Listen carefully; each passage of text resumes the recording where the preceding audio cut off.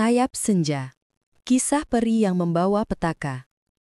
Mereka bilang, setiap peri lahir dari cahaya bintang. Tapi satu lahir dari bayangan bintang yang padam. Ia tidak bersinar. Ia tak bernyanyi.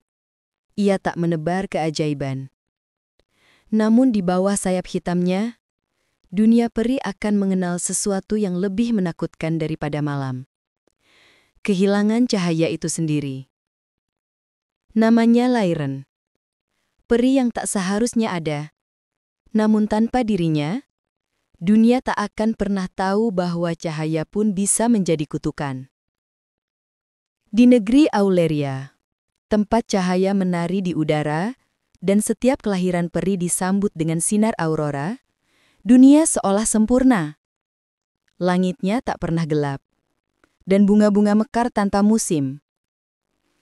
Para peri hidup damai, menjaga keseimbangan siang dan malam di bawah lindungan Ratu Elfarein, pemilik mahkota cahaya.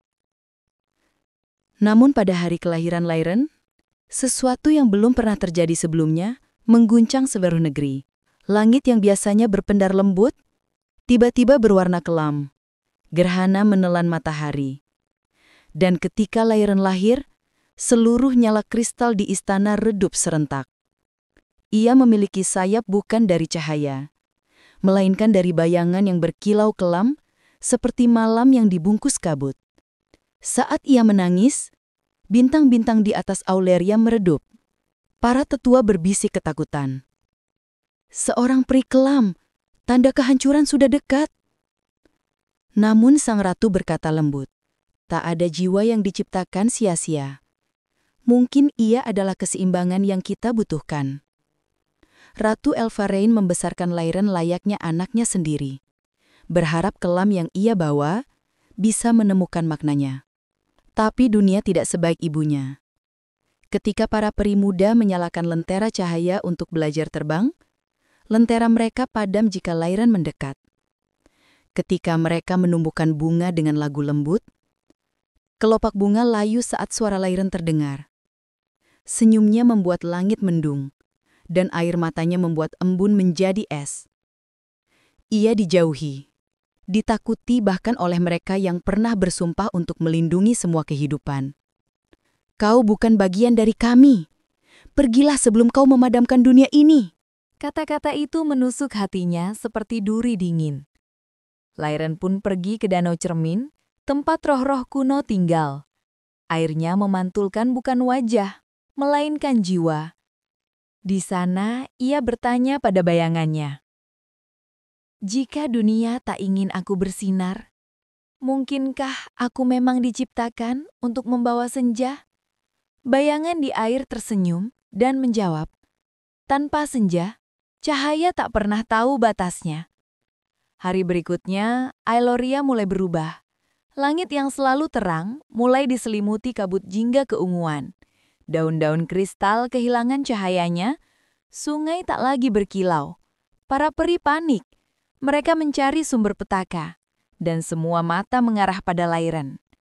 Dalam ketakutan, mereka menyerangnya dengan sihir cahaya. Namun cahaya yang terlalu kuat justru meledak, menghancurkan hutan dan memecah langit menjadi dua warna, separuh terang, separuh gelap. Di tengah kehancuran itu, Lyren berdiri dengan sayap yang kini membara dalam dua warna, setengah perak, setengah hitam. Ia menatap dunia yang menolaknya, dan berbisik lirih, "Aku tidak ingin menghancurkan kalian, tapi aku juga tidak bisa menjadi cahaya yang kalian mau." Air mata terakhirnya jatuh ke tanah, dan dari situ tumbuh bunga senja, bunga yang hanya mekar di perbatasan antara siang dan malam. Begitu bunga itu terbuka, dunia peri terhenti sejenak. Cahaya dan gelap menyatu, menciptakan keseimbangan baru. Namun Lyren menghilang, seolah lenyap bersama matahari yang tenggelam. Bertahun-tahun berlalu, para peri menyebut peristiwa itu Hari Senja Abadi.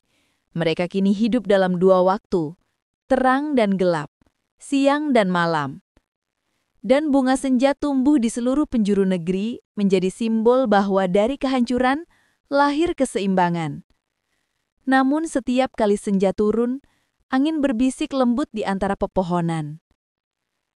Terima kasih, Lairen, sang peri yang membawa petaka, agar dunia belajar arti cahaya.